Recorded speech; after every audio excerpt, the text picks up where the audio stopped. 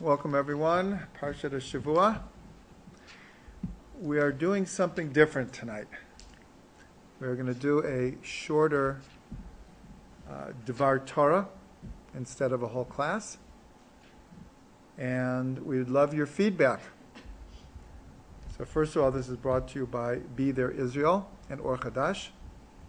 If you like this format of a 15-minute Devar Torah, so write us, contact us on Facebook, send us an email, and give us your feedback. Tonight we're learning Parshat Tetzave, which begins with the following: V'ata Tetzaveh et b'nei Yisrael, v'yikhu alecha shemen zayit zach, katit l'maor, la'alot ner tamid.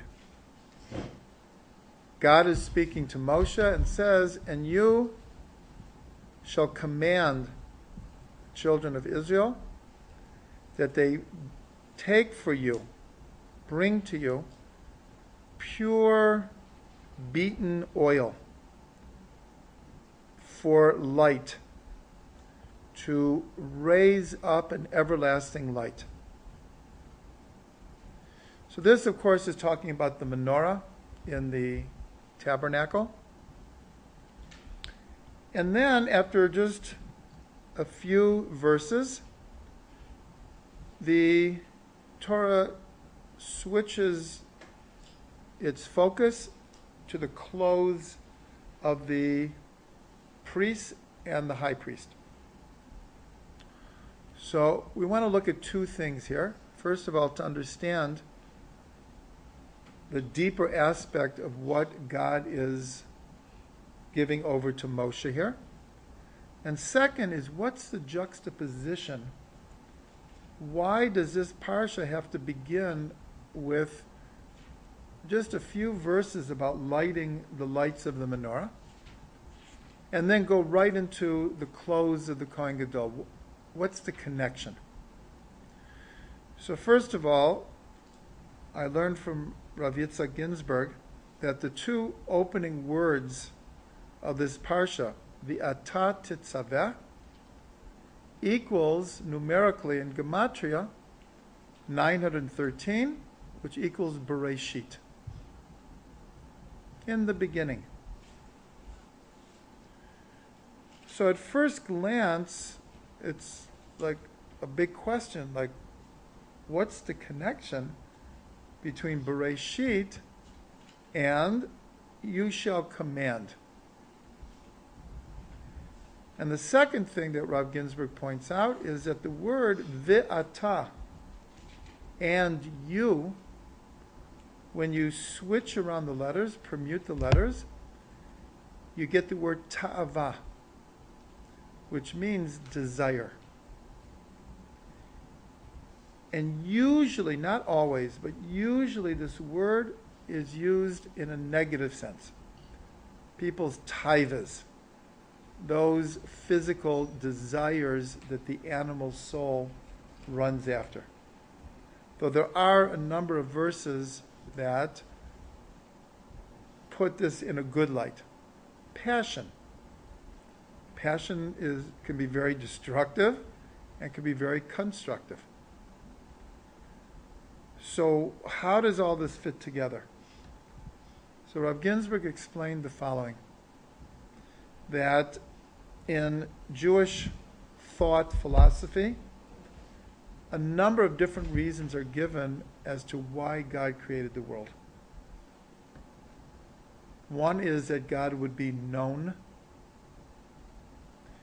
and everyone will have to pardon me, but in a short Devar Torah, we can't delve into each one of these, but it's brought that God wanted to be known.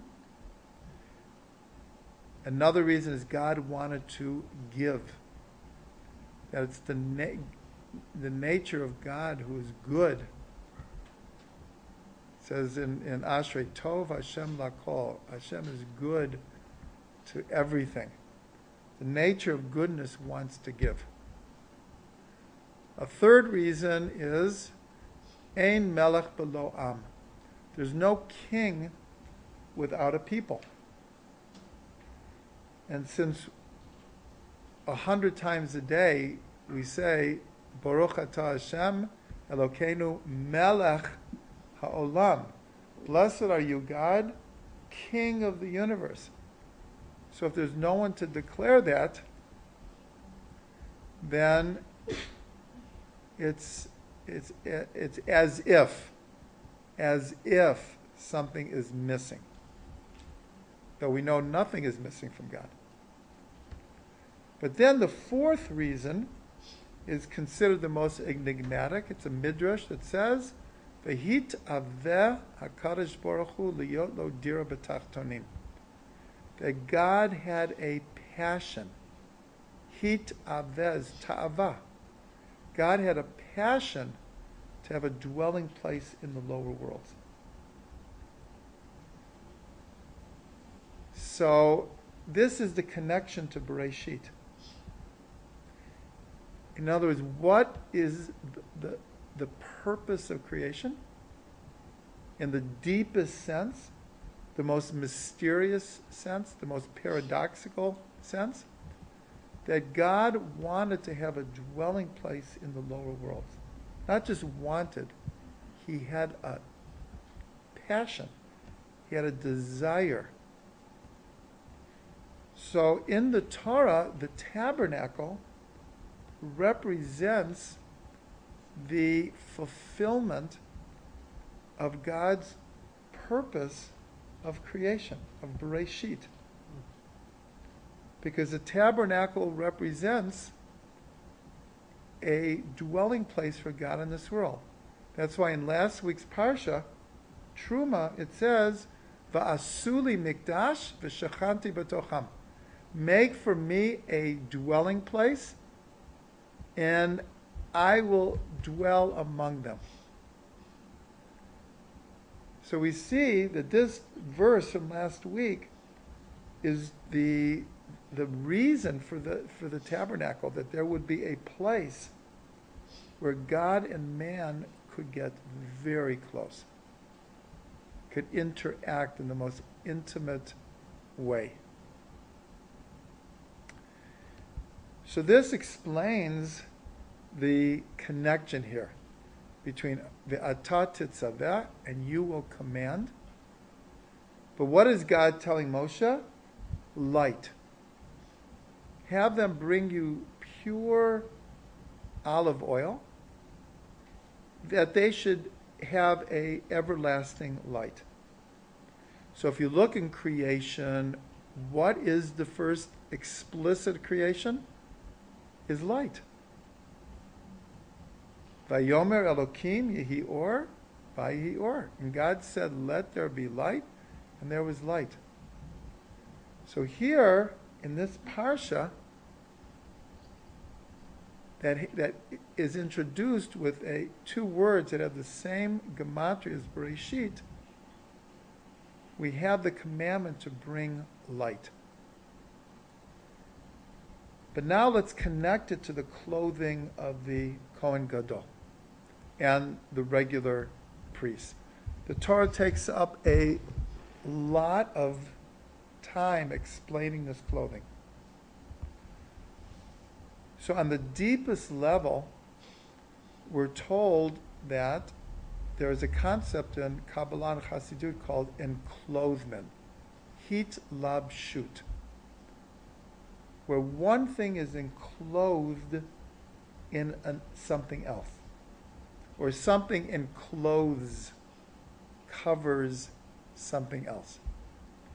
Now the paradox of clothing is, clothing both reveals and hides at the same time. In other words, you look at a person and you get a pretty good idea, even though we say, don't judge a person by their clothing, but nonetheless, there is a truism that we do judge. We do judge. Yeah, it's a communication. And that's why we wear special clothes for Shabbos and Yom Tov, because it symbolizes a whole change of consciousness. So clothing both hides and reveals. So what did Kabbalah and Chassidut mean by enclothement? So there's a number of different levels of enclothement. And it's all alluded to here in the clothing, the importance of the clothing of the Kohanim. Because the clothing of the Kohanim, the Torah tells us, is for kavod and tiferet, for honor and beauty. Whose honor and beauty? God's. Because the Kohanim are acting as God's representative. And truthfully, at the same time, the Kohanim are also Israel's representative to God. So in both directions, whether the Kohanim are representatives from God to Israel or Israel to God, both of them are for kavod and tiferet, for honor and for beauty. So there are a number of levels of enclothement here. And I'm going to go through them relatively quickly. The first and foremost level is God encloses his infinite being in finite reality. This we see in the name Elohim. Elohim equals 86, which equals the word Hateva, the aspect of nature. In other words, Elohim is enclosed in nature, as it were. The soul is enclosed in the body. Or to say it the opposite, the body encloses the soul. Spirituality is enclosed in physicality. And this we see in science, in the description of the world, is matter encloses energy. Matter is energy, but we don't see it. We look at matter and it seems to be sitting there. This table here is just sitting here. But if you had eyes to see, this table is a whirling, frenetic world of energy. And in fact, it's 99.99.99 pure space. But you look at it, so matter is enclothing energy. So this idea of enclothement is on every level of reality. So what's the juxtaposition here? The juxtaposition is in the secret of light. The way light is described here, it says pure beaten light. In other words, to get oil out of olives, you have to crush them, beat them. And then the oil oozes out. In a metaphor, when you press physicality, what comes out is spirituality. And the paradigm here is out of a physical object called an olive comes light. And that's why the Zohar said an amazing thing, an amazing statement before science had any inkling. The Zohar said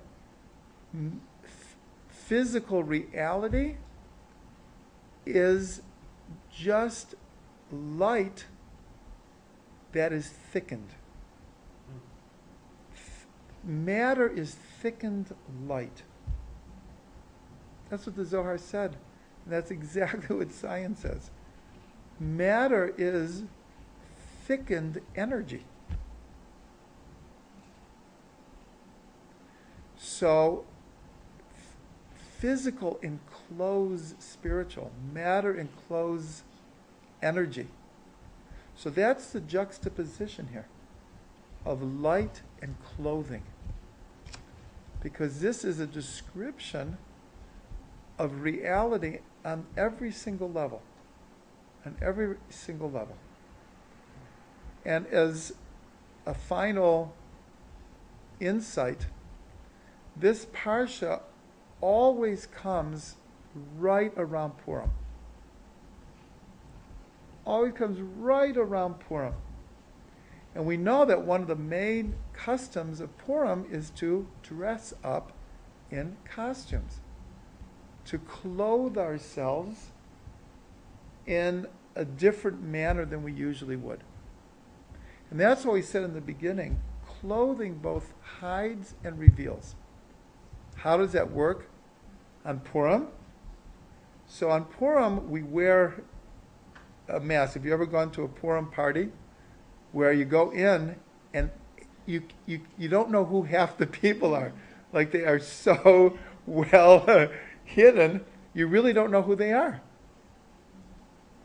So the clothing is hiding the person. Just like the first clothing came to enclose the nakedness of Adam and Eve. And yet, clothing reveals who we are also. The way a person dresses and carries themselves, that reveals a lot about a person's character. And we're not talking about how expensive the clothes are. That's not what we're talking about. But the way a person wears their clothes tells you a lot. So on Purim, it actually is revealing. Most people psychologically will pick a costume that they want to reveal a certain part of them that the rest of the year they would not have the guts to do, or they don't have the opportunity. So in a sense, you might be totally hidden on Purim, but it's actually revealing something very deep about you. And of course, this comes from the fact that the name of God is not mentioned in the book of Esther. God is hidden in the story. God encloses himself in the politics of the day and manages and directs the whole story. And that's why the sages made a holiday. Because while it was happening, no one could see it. It was so enclosed, it was so hidden. But afterwards, when people had hindsight, so they looked at, oh my gosh, look what just happened here. And they started putting the pieces of the puzzle together and realized God was with us the whole time. He was directing the whole thing. He was moving behind the scenes. So that is a little bit about the clothing and its connection with the light. Everyone should have a joyous, safe, and beautiful Purim, and it should bring us closer to the final redemption.